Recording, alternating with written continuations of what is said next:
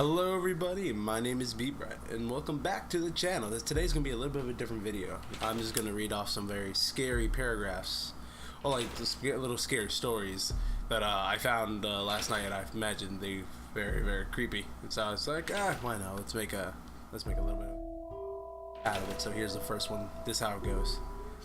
I was driving home alone when I saw a little girl with her head down. I stopped the car and rolled the window down.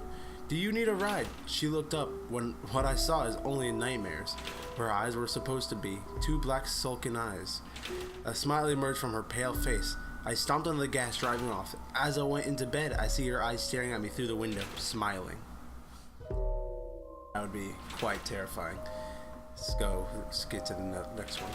My friend took a girl to a swimming pool the other day. Later that day, I asked what happened to the girl because she was gone. I glanced at the pool cleaner and was shocked to see an eyeball surrounded in blood. I picked it up and put it in my pocket. Don't leave any evidence. That's scary. That's creepy. Ooh. I had a dream about my friend falling into quicksand. I just stood there and watched as he yelled for my help. When I woke up, I found out that my friend killed himself. Here I am, one of the many bystanders he called friend. Oh, that is hard. That's a hard one. Sleep did not come to me easily that night in the cabin in the woods, for the portraits on the wall only portrayed the deformed and the decrepit and the damned. Sleep has never come easier to me ever again, for when I had woke, I found no portraits, only windows. Oof. That's something. Ooh. I reach into my bushes to grab my ball when a great surge of electricity goes throughout my body.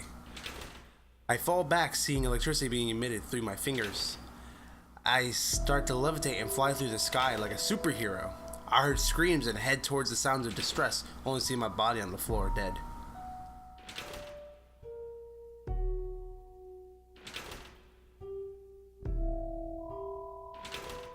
Oof. Like, think about that one for a second. That was creepy. I awoke, mind still very wary from a dream. My eyes started to adjust, seeing a figure in the corner of the room. I wake up in the panic, gasping for air. The figure is gone. I lay my head back, trying to drift back to sleep. It's morning, but an eerie silence flooded the room. I awake for what seemed like an endless nightmare. Room pitch black. My heart started to sink as I hear a word, "Wake up." I live alone.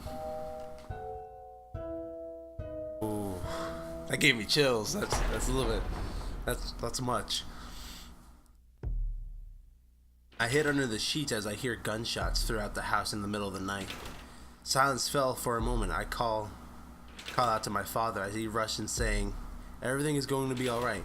I glance into the other room, seeing my mother's corpse on the floor. He says it again as he puts a gun to my brother's head. Messed up.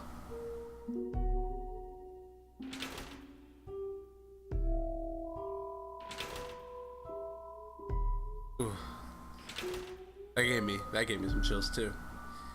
I asked her what was wrong, and she said something along the lines of, "The man with the black eyes was there."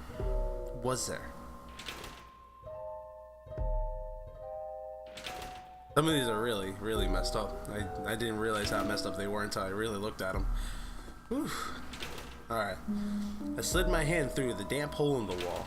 I needed to stroke her hair again before adding the last brick.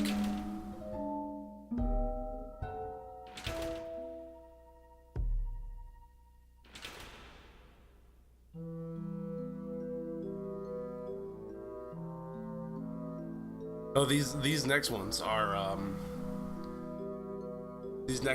what they are is they have to add two sentences to equal like the scariest thing imaginable. I remember seeing this way back on Facebook a long time ago, where you had to either four sentences or four letters and make four words and make the worst terrible scenario that you can imagine with only four words. Each seems to be a couple sentences, but each one of these are separate. "Passenger, this is not your captain speaking." He hit send. then a tree. Dad left, a flag came back. Jumped, then I changed my mind. It's hard hit.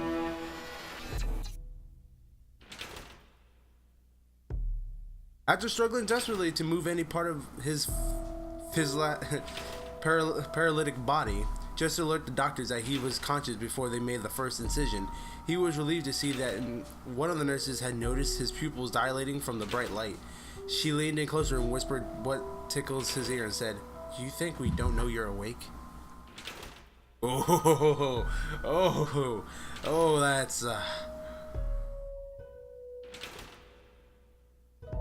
that's creepy.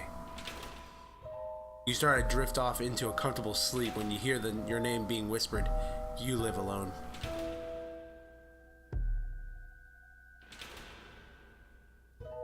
The last thing I saw with my alarm clock flashing 12:07 before she pushed her long, rotting nails into my chest, her other hand muffling my screams. I sat bolt upright, relieved it was only a dream, but as I saw my alarm clock read 12:06, I heard my closet door creak open. Messed up. Ooh, that would be terrifying.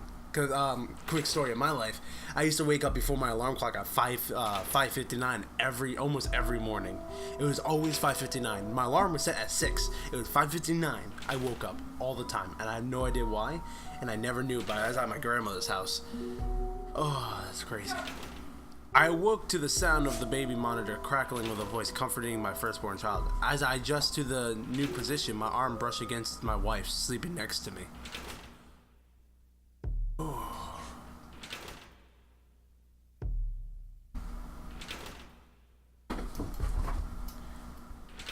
I walked into the bathroom one night and looked at myself in the mirror. Only one of us walked out.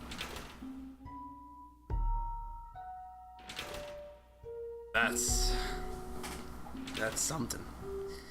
My wife woke me up last night and told me there was an intruder in the house. She was murdered by the intruder 2 years ago. I can't sleep, she whispered, crawling into bed with me. I woke up cold, clutching the dress she was buried in.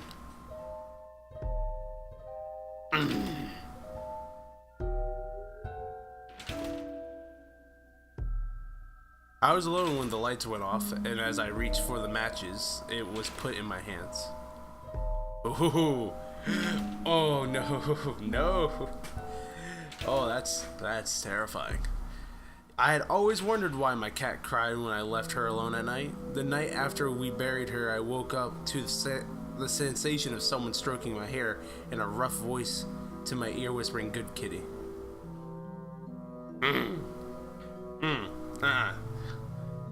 That's something.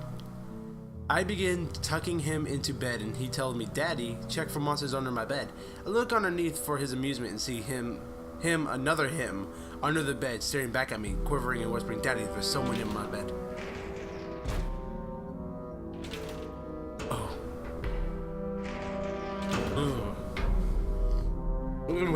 Ugh. God. That's terrifying. Alright. A young girl hears her mother call her name from downstairs, so she gets up and starts to head down. As she gets to the top of the stairs, her mother pulled her back and whispered, "Don't go down there, I heard it too." Wow. I always thought my cat had a staring problem. She always seemed fixated on my face until one day when I realized that she was always looking just right behind me. Oh.